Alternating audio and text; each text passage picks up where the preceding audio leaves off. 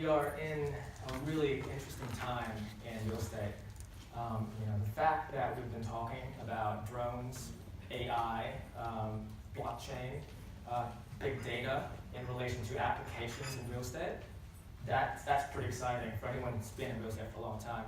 And the fact that everyone here thinks that's normal now, and that's the status quo, that tells me that we're come a long way as an industry. So a friend of ours in the US, Michael Beckermen, who runs CREtech.com, he's been following Proptech or commercial real estate tech for a long time.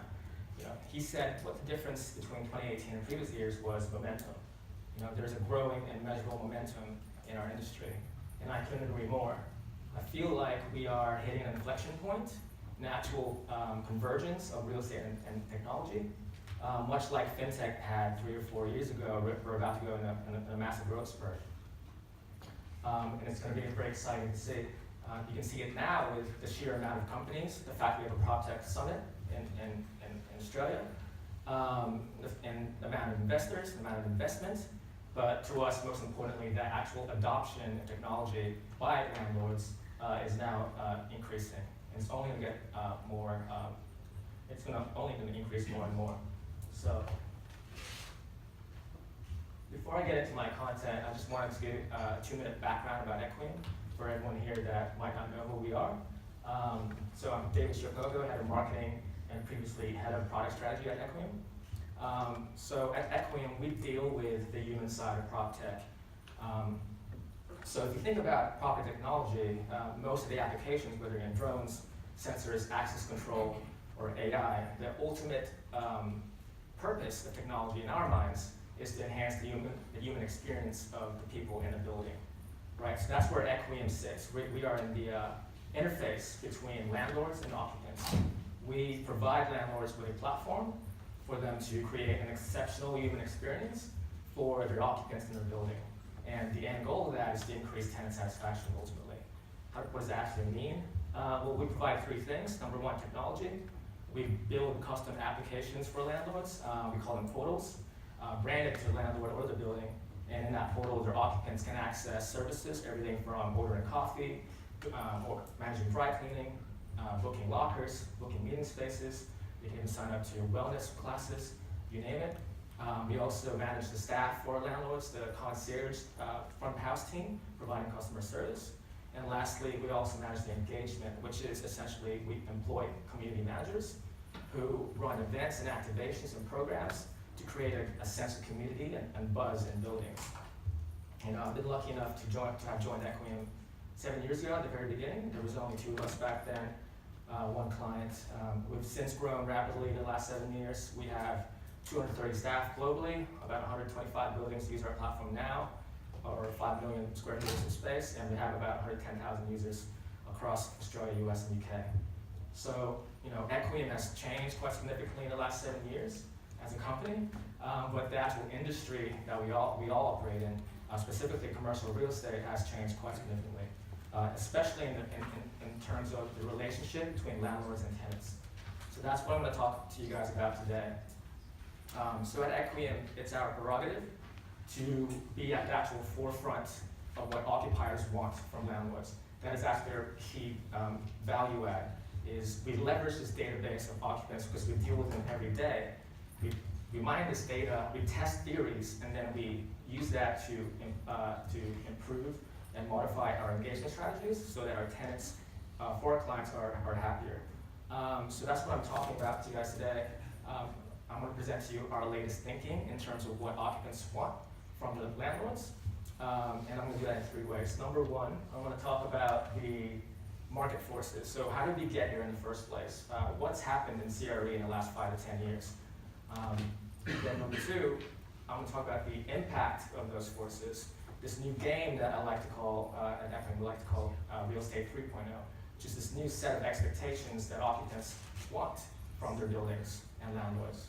And lastly, I'm going to go through a case study, an example of landlords right here in Australia, that have already adopted this philosophy and are running away with it and leading the global space. So there's always relevance to this content for property managers and landlords. But if you're a service provider here today, whether you're in drones or you're in data, this is going to be really useful to you because you're going to understand what landlords are expected to deliver in the next 5-10 years. So let's talk about the market forces. This is a great quote from Knight Frank's recent report. They said that, be in no doubt, we're in the midst of a global revolution driven by demographic, technological, and economic factors that will see the manner in which office space is constructed, leased, managed, and occupied by end users change forever. So what are those forces? At Equiem, we think it's 4 main forces. Number 1 is technology. The sheer explosion of user-focused applications in both mobile and web across different channels has permanently increased and elevated our combined expectations of what a great user experience is. Right? We look at everything's more connected, automated. We're making things faster. You can order a car, Uber pick you up. You can book. We're getting to strangers' houses and booking rooms, and that's now normal. Even advertising is becoming way more personalized, scarily. Like, this is a random story, but I was on the couch with my girlfriend, and we have a pet bird, right? And I was just talking about bird toys to her, and I kid you not, within 5 to 10 minutes, I had 3 targeted ads on my Facebook and my Instagram about bird toys, right? So that's just the world that we live in now, and that's just the status quo. We expect things to be on demand. We expect things to be personalized, and we expect great experiences from our applications, and that carries through to real estate. Number 2 is flexible workforce. There's been an increase in the amount of flexible workers globally. In the US specifically, by 2020, 50% of the workforce is going to be flexible or are in contract, which means, in turn, number 3, there's been a huge demand in actual flexible office space. You guys might have heard this term, space as a service. What that actually really just means is that office space itself is now being commoditized. Office space is being on demand, space that you need, when you need it, rather than tying into 5 to 10 year leases. That's becoming more prevalent. And the amount of flex space providers around the world, as you guys know, probably, has been growing tremendously in the last 5 to 10 years. And lastly, Generation M, millennials. We all know the story, I assume. Everyone knows the story pretty well. But the one thing I would point out about millennials is that they prefer experiences. There's a study that basically found that millennials prefer how their experience with a company, in terms of the vibe and perks and community they have, they prefer that over the actual salary, which is quite a profound change. The result of all these forces is essentially what employees demand out of their companies that they work for, their employers, has changed dramatically. So in this new war for talent, companies are competing on these characteristics, such as, number 1, employees expect that the companies are tech-enabled. If you're not digital, they don't want to work for you.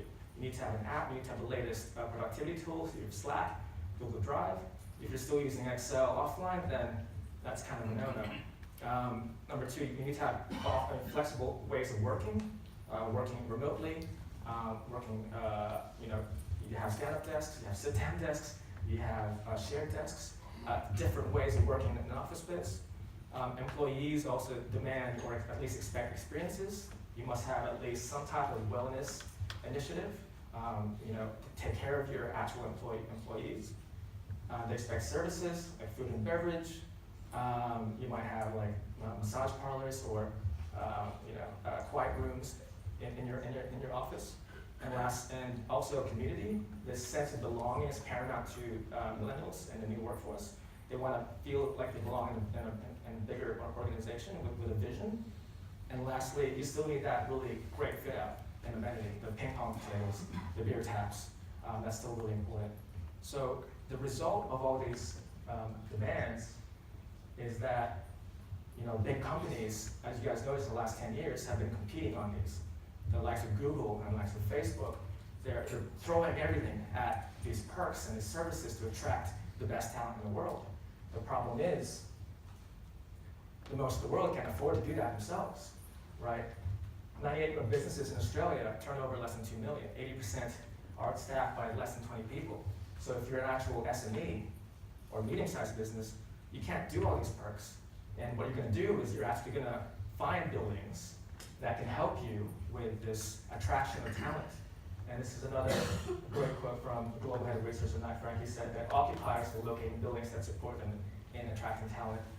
He calls them talent magnets, locations that have buzz, vibrancy, and cohesion.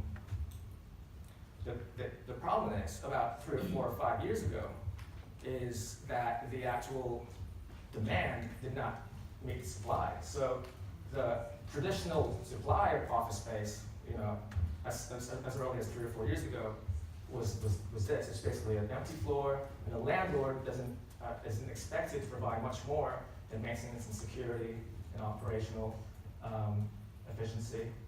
What tenants actually want now is a whole lot more from the building managers. They want experiences and services and everything that I just mentioned, because they want to attract those staff into their companies.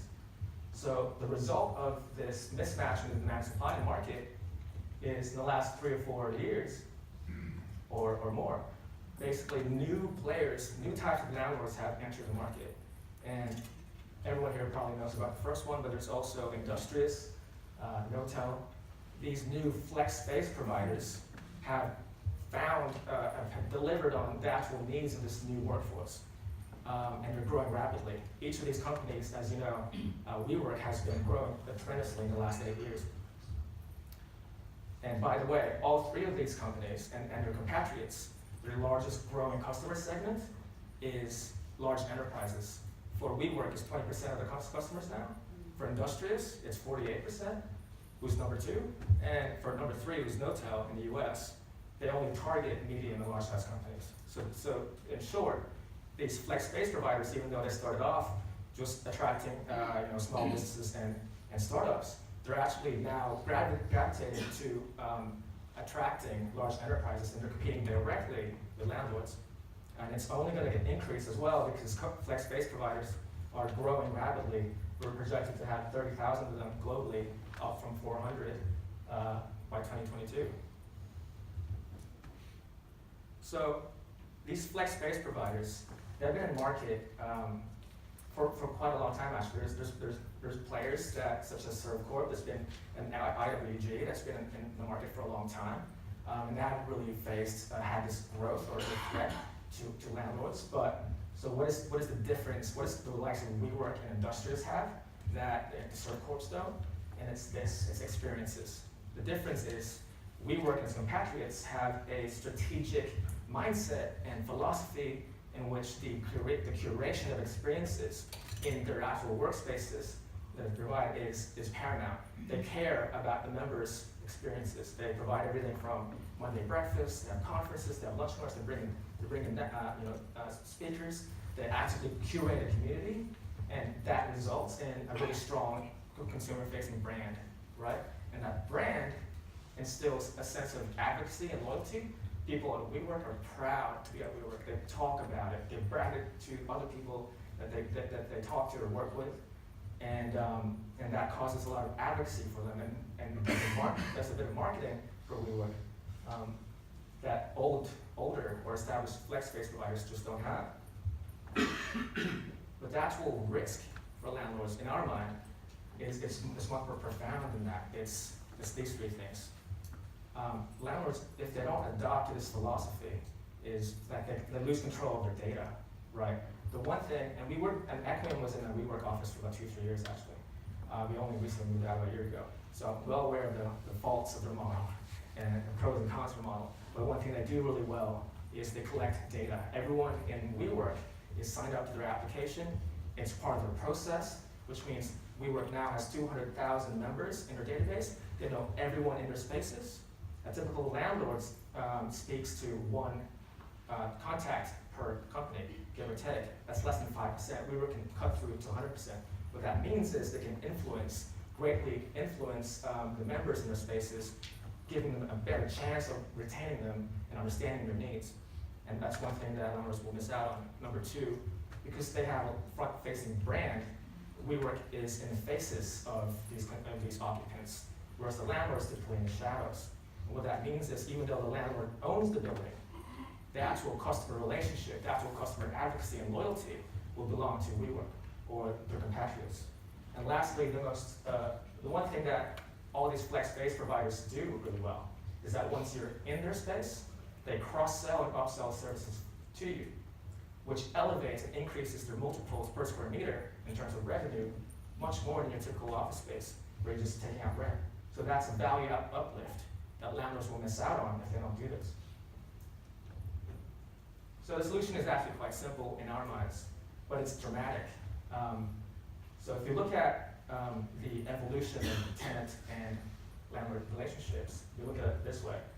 Real estate 1.0, which is about 10 years ago, the relationship was fairly transactional.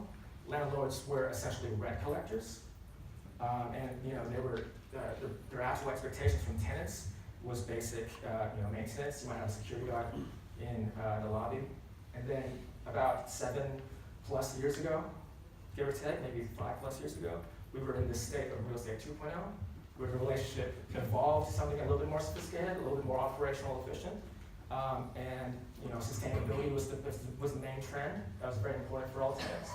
You might have a concierge in your premium buildings, amenities like Equiem Trip. You might have retail and basic services, but that was it, and everyone was happy. That was all that was expected. But where we're at now is actually what we call 3.0, which is an even more sophisticated market. Tenants today expect that their landlords are actual community engagement, community experience, and customer experience managers, which is curating a whole list of services from technology to wellness to community, which is we've come a really long way from just security guards in the lobby. So, if I went back in time and told a landlord from 10 years ago here in Australia that, hey, so this is what your tenants are going to expect, they would say, no way. That is not what we deliver. That is not our responsibility. It is the company's responsibility. It's the tenant's responsibility to deliver those things. And you know what? 10 years ago, they would be correct because that was the market. But it's now evolved greatly. And in fact, this revolution of mindset and philosophy in property management has taken root. And right here in Australia, Australia is leading the world in adopting this philosophy. Almost every real estate REIT or landlord in Australia has adopted this philosophy and are executing on it. I only have 5 minutes left, so I'm going to go through one case study. But this is Dexus. We work with Dexus. They are Australia's largest commercial landlord. Dexus has transformed in the last 3 years dramatically into a customer-focused, experience-led style of property management. We worked with them on their consumer-facing brand, which they launched 2 or 3 years ago, Workspace Dexus. And this platform is an application, online and offline, where their occupants get access to a whole host of services, everything from food and bed delivery, they access flexible parking, priority childcare, even dry cleaning. They've just launched their own well-placed program. Again, this is the landlord doing this, available to all occupants, where they can sign up to yoga classes, where they've smartly executed to have yoga classes in empty floors of the building, utilizing vacant space. They have experiences regularly, such as International Women's Day. They bring key speakers and they bring in VIPs from different occupants. They've launched flexible office products like Dexus Place and Suite X. The end result of all of this is that because of this value from their platform, they've attracted 40,000 of their occupants to sign up on the platform, use it daily. And again, the end goal and the greatest result of that is the data. But Dexus isn't alone in this. Like I said, Australia is leading the way globally, but almost every Australian REIT is now adopted this philosophy in different degrees. Investa, for example, has launched Insight by Investa, which is their customer experience platform, and again, it offers a whole host of services and value adds to occupants that you wouldn't traditionally expect from a landlord. In the UK and US, they're lagging behind a little bit, but now it's picking up. We've got Knight Frank, Lendlease, M&G in the UK now adopting this philosophy. In the US, it's just starting. But the bottom line is this adoption is accelerating globally. And so the actual tangible ROI of having this platform is quite wide-ranging. As I alluded to, number one, you have a database. You can actually communicate to everyone in your portfolio rather than one particular company, which means you can actually better influence everyone from C-suites to EAs and PAs to everyday workers, your messages, in order to understand what the problems are in your building and then react on it and fix them. You have a better chance of retaining your tenants in your building, which is the ultimate goal of real estate. One of the ultimate goals. Number two, communication is amplified because you're talking to everyone in your building. We have some clients that are cut through 90% of their whole building is on one platform. That makes it more efficient. Everything's digital. There's no need. There's still landlords today that still use snail mail and letters to send messages. Now it's all digital. It's all on one platform, making it more efficient. Obviously, you're increasing brand awareness, not only as a landlord, but also the products and services that you can cross-sell, which allows you to create also revenue, again, multiply your revenue per square meter. And lastly, customer satisfaction is increased because you're addressing the problems. You actually know what the issues are in your building, and you're addressing it. For example, back in Dexter's example, they actually use the data from the database to understand that, our occupants really like health and wellness. And that's why they launched the Wellplace. So they're able to mitigate the risks that traditionally you wouldn't have data to mitigate the risk of these huge investments and programs. And lastly, the actual experience for tenants is vastly improved, all the way from the first day they move in, because everything's digital. It's all in one app, and then their ongoing engagement is amplified because they're interacting with your brand day to day. So that's a crash course, guys. So in conclusion, there's been a massive change in real estate in terms of what tenants expect from their landlords. If you're a Proptech service provider here in the room today, and you can improve any of these characteristics, then you're going to be in good stead because you're going to be needed. Because landlords need to be customer focused, they need to be tech enabled, they need to provision experiences and services, they need to be community creators, and that needs to be core in their strategy. They need to offer different flexible space options, and they need to have a consumer brand and a data-driven platform. So, it's going to be a fascinating ride, but in the next 5 to 10 years, we're going to see landlords evolve from B2B brands to B2C brands, competing with each other on experiences and services, much like airlines, to win customer advocacy and loyalty. I just wanted to close on this quote. Kind of summarizes everything I just talked about. But basically, the real estate business as we know it has changed significantly and is no longer just about real estate. Thank you.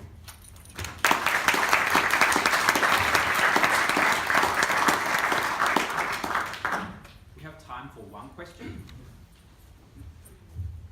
Thank you. Lauren from Ground Floor. I just wanted to ask about the economics from the tenant's perspective and also from the landlord's perspective. So everything that was described, as a price tag associated. Yeah, absolutely. So can you speak to that, please?